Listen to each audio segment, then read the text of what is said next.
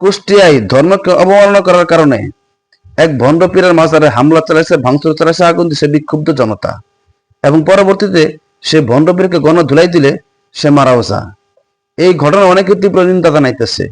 এই ঘটনাকে অনেকে ন্যাক্কারজনক ঘটনা মনে করতেছে। অনেকে বলতেছে দেশে কি আইন শৃঙ্খলা নাই, অনেকে বলতেছে দেশে কি বিচার বিভাগ নাই, জনগণ কেন আইন নিজের হাতে তুলে নেবে? এই প্রশ্ন করার কথা, অনেকে এই প্রশ্নটা করতেছে।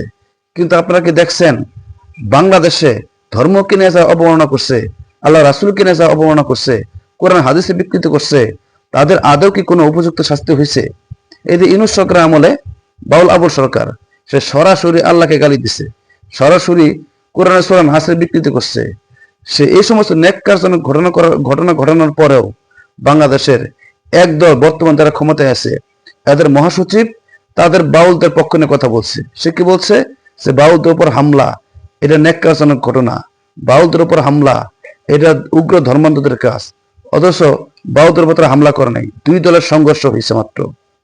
এখন এই যে এই সমস্ত ক্ষমতাসীন যারা আছে, তারা যদি এই সমস্ত বাউল ফাউলদের পক্ষ নিয়ে কথা বলে, এই সমস্ত এই ভণ্ড পীরদের পক্ষ নিয়ে কথা বলে, তাহলে বাংলাদেশে আসলে কি আদৌ কি এই সমস্ত বিচার হওয়া সম্ভব না।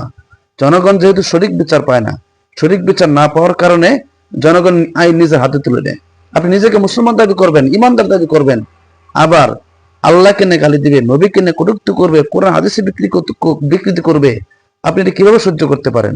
একজন মুসলমান হিসাবে, একজন ইমানদার হিসাবে এটা সহ্য করার কথা না। আপনার অবশ্যই প্রতিবাদ করতে হবে যে নিজেকে ইমানদার দাবি করেন। তাহলে এই সমস্ত ঘটনার দায় জনগণ নিবে না, এই সমস্ত ঘটনার দায় আইন প্রশাসন সরকারকে নিতে হবে। কারণ তারা এই দেশে তাদের সঠিক বিচার করে না। সঠিক বিচার না করার কারণে আজকে জনগণ নিজের হাতে আইন তুলে নেয়, এই সমস্ত ঘটনা ঘটে। তবে আমি এই মারামারি, এই হানাহানি, এইসব পক্ষে আমি না। এই ঘটনা নিন্দা আমিও জানাই এবং এই ঘটনার প্রতিবাদ আমিও করি। যেহেতু বিচার বিভাগ আছে, আইন আছে, আইনের হাতে তুলে দেওয়াই এই সমস্ত অপরাধীদেরকে উত্তম।